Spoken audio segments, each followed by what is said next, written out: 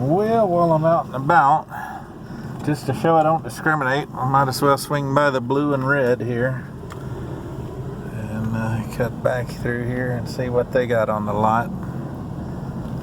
Up here by the shop. I'm gonna go around behind the shop and over the hill and through the woods to get back to their equipment row.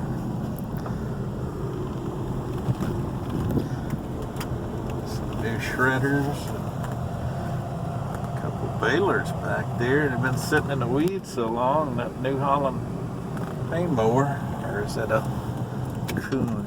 Maybe a coon. I don't know. Sitting in the weeds, they were just mowing around them. So, we always ran Ford tractors back before the New Holland merger because they're the cheapest parts around and they were the cheapest tractor to buy back then. And that's not true anymore. Here's a bunch of speed rakes. Just come in off the truck, hadn't been assembled yet. Coon mower and a New Holland. Some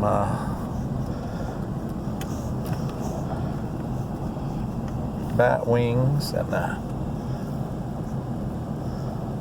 couple new roll belt balers.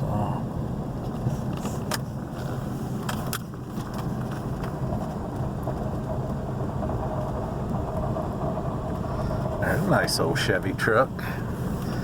Back when they were, it's a sweet old truck. Big round bale haulers and used square baler. Let's see what else we got. Not a whole lot. Old hay bine. Nice 3-point, 2-point hitch center pivot Moco. Old Vermeer, ancient Vermeer, looked like it'd been sitting on the beach somewhere, judging by how much the grease worms have ate on it. Jeez Louise, talk about rust. It's a nice old twin rake. Don't look too bad. 460. And let's see. Well, we really get back in the junk row back here. Let's see. Old Batwing. Roll belt 560. Ooh. A Deere 457 with cover edge net wrap, no less. 4-foot balers are not hugely popular down here. For you guys, there's an old chain slat one. Any of you guys want to pull the vines off of it and get her going? There's 08N back there, Golden Jubilee model, I bet, by the looks of the hood. And let's see, a cone spreader and a tedder and 3-point, not a 8-foot, 10-foot disc, 8-foot, I think. Little square New Holland baler with preservative on it. Somebody's baling some green stuff. So, don't usually see preservative down here when it's 100 and something degrees. It's not usually a problem getting hay dry. So, anyway. Yeah, we don't trade over here as much as we used to. And back in the old days, he used to have a lot of farm equipment, and now it's just mostly hay stuff. Not a whole lot of that. He used to have a whole row of brand new round balers back here, and that's pretty well gone. No, that's a New Holland Momax bar on it, brand spanking new. And one of them galvanized, is it Schulte or I don't know. And then the Bush Hog or Rhino, I mean, Batwing. So. Anyway, that looks about like the extent of it, so guess we'll roll on. Maybe I'll swing by the gin right quick, see what's going on there. Yeah, there's some full-size modules. They come out of the big box-type module builders, and then some round mini modules, deer-type mini modules. Cotton. They're 8 foot wide and about 6 feet tall, and they're wrapped with that plastic. Here's the cotton gin. That's the seed house up on the legs there. You can see that big payloader moving modules in there, and their old sucker house. Here, so you can kind of compare the mini modules versus the full-size module. Still not seeing any Case IH modules. There you can see a regular round bale sitting there by that building. Here you can kind of see the cyclones and stuff here, the cotton gin. This is the old railroad warehouse here in Depot. This is the Moses gin in Wharton. You can kind of see here. Here he's washing his module truck. You see that chain bed there in the floor? That's you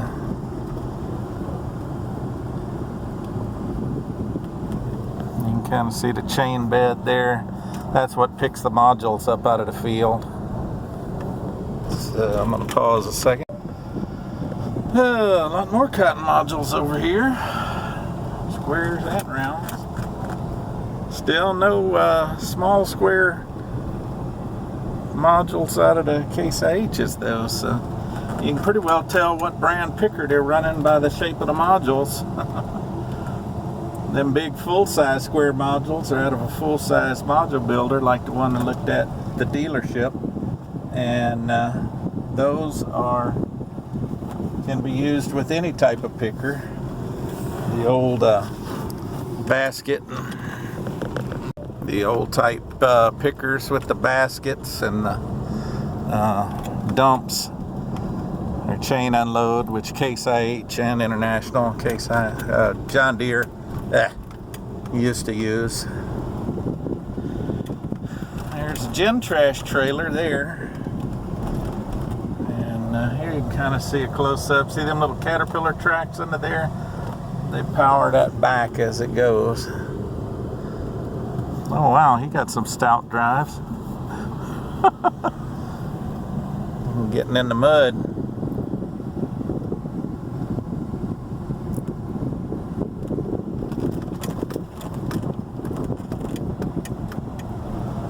Seed house, and then that's where the gin trash ends up out of these cyclones. It goes up into that trash house, and then they dump it in the wagons. People haul it out and feed cows and stuff. So I ease through the gin yard right quick. I think I can without getting flattened out. I see something interesting.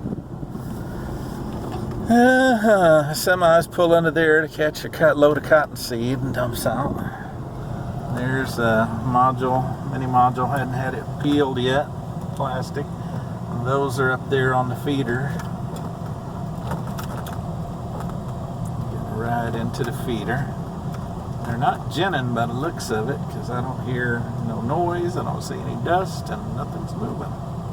So here's another seed house back here. I catch a load of cottonseed.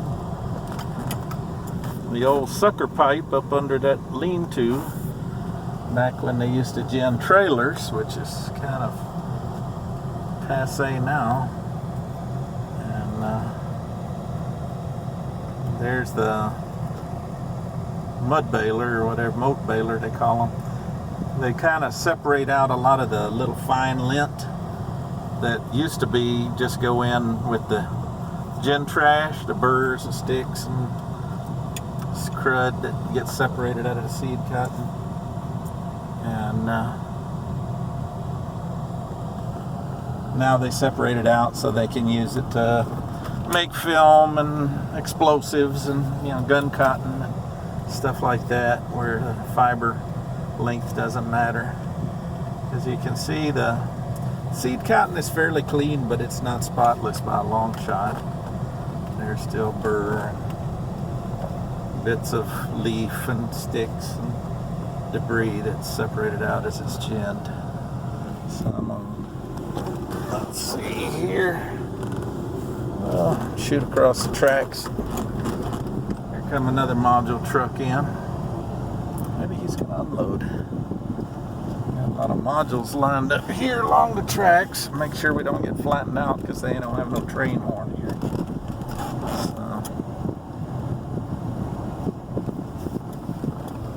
Bunch of modules over there. They had a bunch of modules get flooded here a couple years ago during Harvey. They had so much rain, this whole part of town flooded, since this is just up from the river. And when it flooded, a lot of these modules ended up sitting in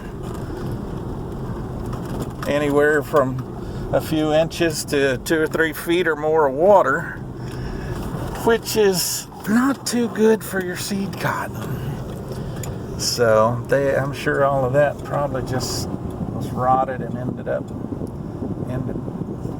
being disposed of. I don't know. Yeah, he's hauling a regular module there.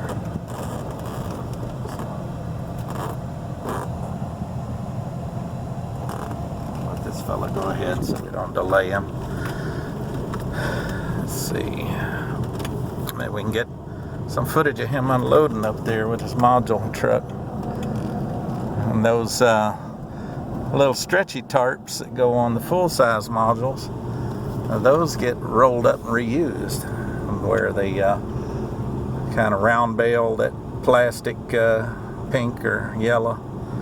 That just gets cut off and disposed of like net wrap on a hay bale. So let's see.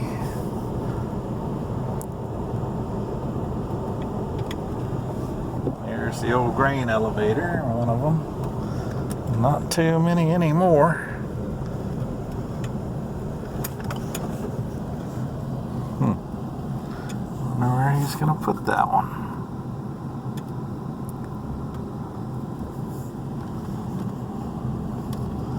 See if I can double back and pull in there a little bit out of the road. I don't like sitting in the road, blocking the road.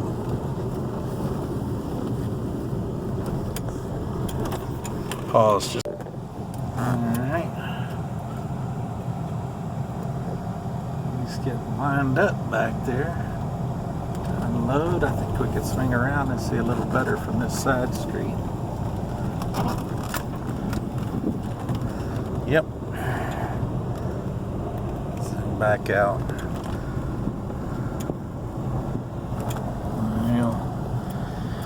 We'll get in position here and tilt his truck.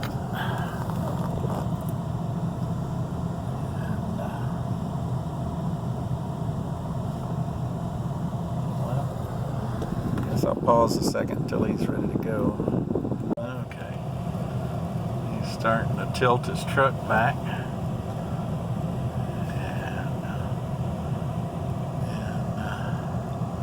There he goes. Throws that bed in gear, and the module just the chains roll backward and roll right out from under it, lowering it onto the ground as the truck pulls forward, and it's all synchronized so that it's kind of like manure unloader chains, but there's a lot more of them. Well, no, actually it's not a web like a manure unloader. It's more like almost like cornhead gathering chains. They're lugged, and you can kind of see it rotating a little bit there in the bed. There, he stopped it and put his bed back down, and he'll be ready to go on to the next one. And the bumper folds down so that if anybody runs in the back of him, they don't get killed. And you can kind of see it's got them little flippers and the chains across the back there. He's got to get turned around so he can pull out of there. Let me zoom back out.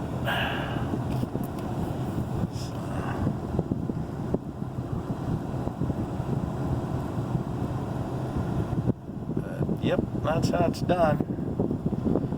All the modules. He's probably going to be maneuvering here for a little bit because I don't think he's going to swing that. Nope.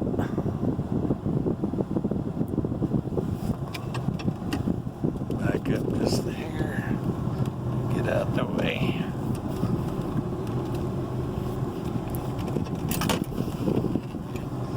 So when he comes out, he ain't got to contend with me being in the way, and I can just pull straight forward down the street.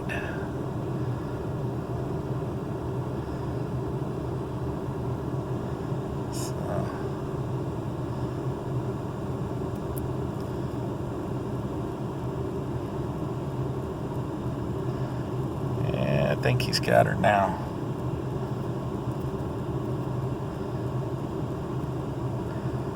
Yep.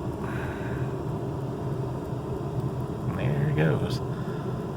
So that one's just got the rollers under the back there, and that's supposed to synchronize. It keeps the little flipper rollers on the very back of the truck from digging into the ground. See if I can get up here a little bit closer. You see the chains? They're almost like a corn head chain running the length of that bed. And then back here at the back, they got some little flippers, the sprocket looking things and stuff across there. And then those rollers, zoom in there, focus. Them little rollers underneath are kind of, some of them have caterpillar tracks where you put the truck in neutral and the bed actually pulls the truck back under so that it's all synchronized so that it doesn't pull the module apart. That's the idea. Because those modules are just held together by the cotton being packed down tight. So he's probably going to go back to the gin and weigh and then hit the road off to the next one. So, and there's a bunch more bales. Yeah, I guess we'll just ride around, heck with it. We got a few minutes.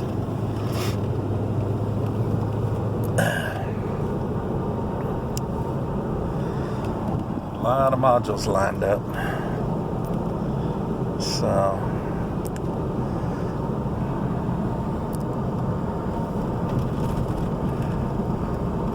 yeah, back when I was farming in the 80s and 90s, it was all still trailers. The modules were just starting to get started in this part of the world. They'd been up around Lubbock and big cotton acreage up there since the 70s.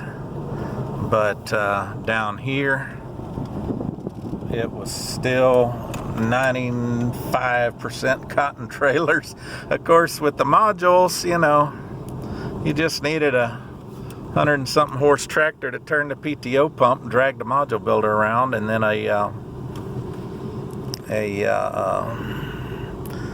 kid or just about anybody. It's not but two levers, really. Well, there's the door opening lever and the lever to lift the wheels up, but the rest of it is all pretty much one lever to move that bridge back and forth and one lever to run the tromper up and down to pack the cotton into the module. So it's nothing that a 10, 12-year-old kid can't do. Of course, now with the self-modulating cotton pickers and with the onboard module builders, well, you don't even have to worry about keeping an extra tractor and a 12-year-old kid around to run the module builder. Just let the machine do the work. Of course, everything comes with a price, and those pickers are big money. Cotton pickers have always been expensive, but man, these new modulating pickers are just out of this world expensive. You know, 600,000 or more. So another shot at a gin here. So there's moat bales and stuff up in there, regular bales. They run the forklift directly into the box truck now. So I ride back out here to the main road. More modules. So That they, back in the old days, man, they used to move a lot of rice and grain sorghum and corn through here. They had their own railroad spur right off of these main tracks here. There's the old grain elevator. After dryer, we'll let the truck pull out. Yep, come on there, buddy. You got her. Got his hopper bottom. Kind of see there. The warehouse. That old spiel. More modules. Here's where the old railroad siding used to come through. I think they had a turning Y here. See the stub of the tracks here. It used to go right through the middle of the Ford dealer we were at is just behind these fertilizer tanks and that warehouse. You can see the building right over there in the Ford sign. So, and here was the other half of the turning Y, where the tracks came out. They're storing modules down there on it. You used to cross and Y into the tracks. You could back a train down there, throw the switches, and pull out pointing the other direction. And then too, they could push train cars up into the grain elevator and all of that good stuff. But nope, not no more. That's all over and done with. Well, that's it for now. Later.